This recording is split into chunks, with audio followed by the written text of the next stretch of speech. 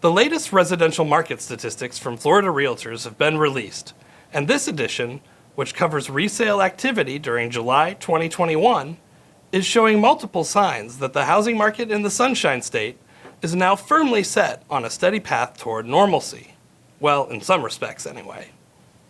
Closed sales of single-family homes were down very slightly on a year-over-year basis in July, by just over 2%. Still, that marks the first time sales in this property type category have been down year over year at the statewide level since May of 2020, near the beginning of the pandemic.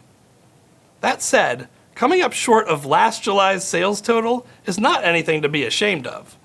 Because the 2020 spring buying season was effectively postponed until the summer and fall by the pandemic, the second half of 2020 ended up being the strongest second half for sales in at least 15 years.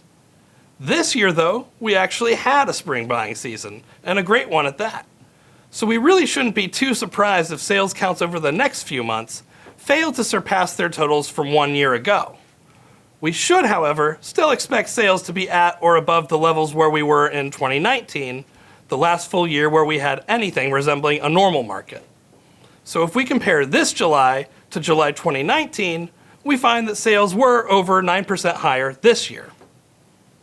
Closed sales of condos and townhouses continued to outperform their counterparts in the single-family category in July. Sales in this category were up 21% year over year, and were up close to 29% compared to July 2019. Active listings of single-family homes continued to rise throughout July.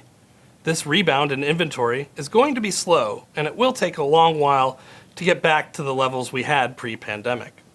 So buyers will continue to be frustrated for the time being, but maybe just a little less so.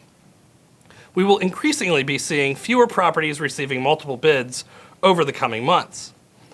At the end of July, there were still almost 39% fewer single-family listings than the year prior, and almost 59% fewer listings than at this point in 2019. There was finally an uptick in condo and townhouse inventory in July as well. Compared to a year ago, however, inventory in this category is still down by almost 54%. So in summary, sales rates are trending back to what we might consider a normal level of growth. Inventory has started to trend back towards normalcy as well, but in this case, the road will be quite long. For now, we're still firmly entrenched in seller's market territory. With inventory rising again, price growth will begin to slow over the coming months.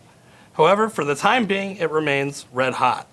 The median sale price for closed sales of single-family homes was up 20.3% year over year in July to $355,000. While over in the condo and townhouse category, the median price rose to $253,000, an increase of 20.5%. As always, it's important to remember that market conditions can vary substantially at the local level.